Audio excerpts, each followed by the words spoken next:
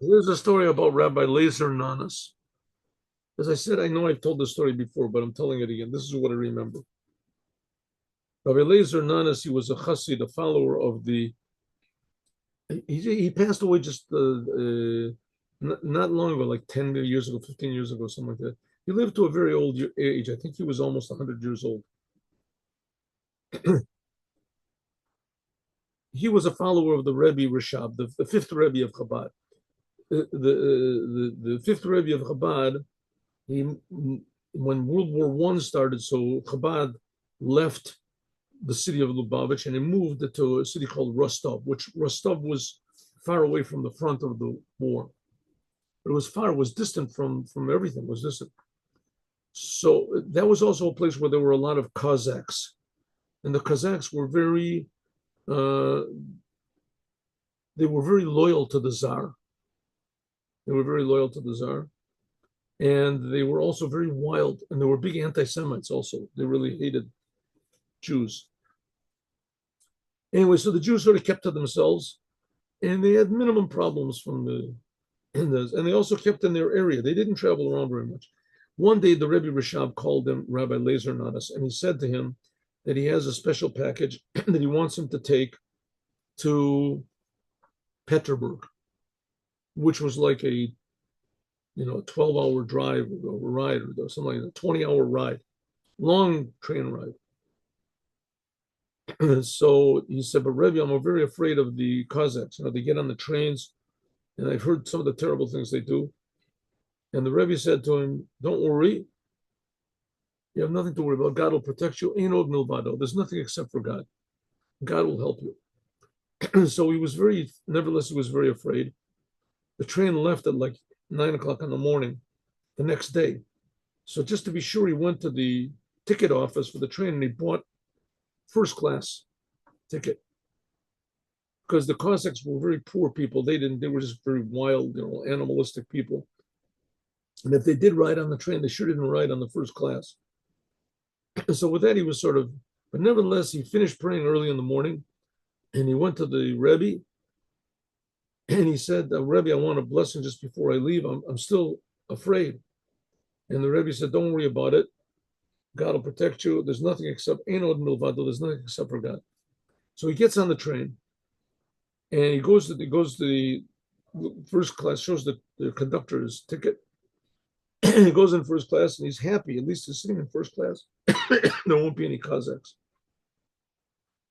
He goes into first class, opens up the door, and the compartment, the first class compartment, what is it? The train car, the car, is filled with Cossacks.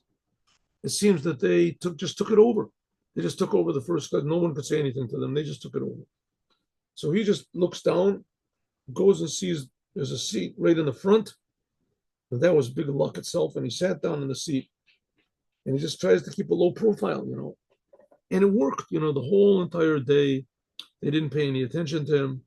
And that whole night, he even managed to sleep a little bit on his chair. And the next morning, he woke up early and it's like a 20-hour ride. So he woke up early in the morning and he's starting to pray. All of a sudden, he's like 5 o'clock in the morning, crack of dawn. He's praying. All of a sudden, he hears one of the Cossacks say, hey, look what over there's in the corner. Look at here, we got a Jew, target practice. And wakes up his friend, right? Ivan, wake up. Evgenia, wake up. Look what's in the corner. The Jews say, oh, good target practice. And they take out their guns and loading their guns. Another one of the Cossacks wakes up and says, what are you doing? He says, oh, there's a Jew in the corner. We're going to shoot him. See who can shoot off his head. They said, what are you guys crazy or nuts? What are you wasting your bullets on a Jew for? What are you wasting your bullets? None of that, that's not going to be any fun. It's going to make the whole place dirty. It's going to be all bloody and dirty. Then we're going to have to dispose of his dead body. So what do you suggest we do? So I'll tell you what to do.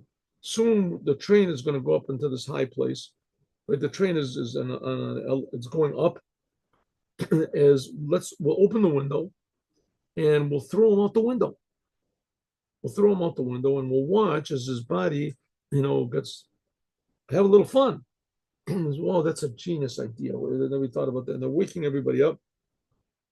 So this poor Jew, this Reb Lazer Nunes, he realizes that that's it. That's the end. And probably the Rebbe sent him so that he would die sanctifying God's name. Who knows what reason? But nevertheless, he didn't have any questions about the Rebbe. But that's it. He's going to die. So they grab a hold of him. 2, 3 of them grab a hold of him. And another one opens up the window.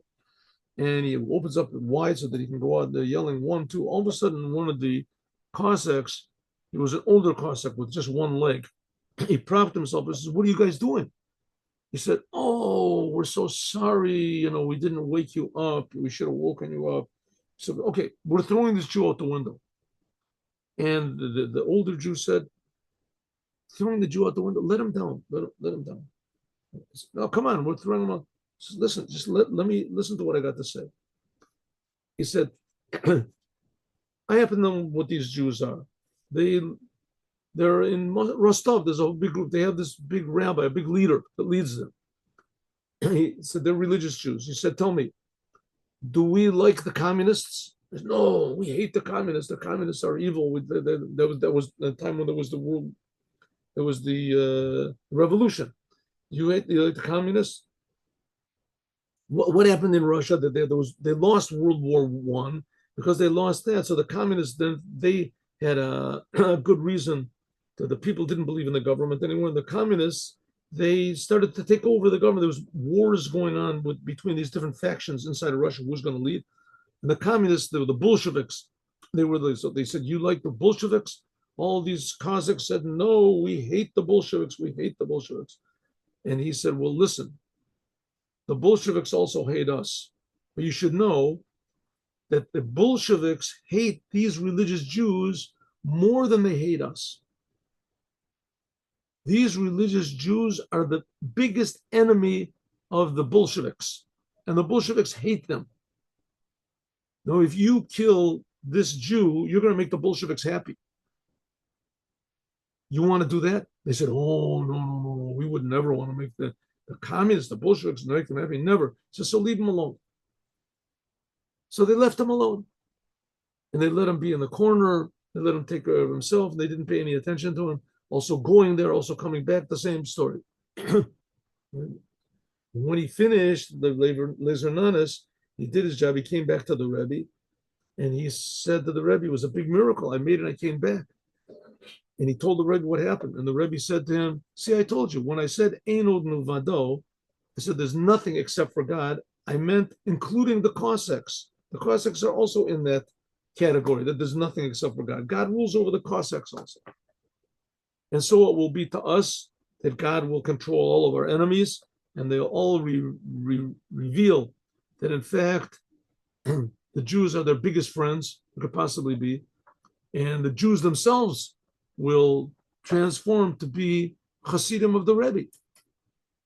And then the whole world will be a wonderful, happy, blessed place with Mashiach now." Have a good day. God bless you all, and see you on Sunday morning, 8 o'clock. Thank you.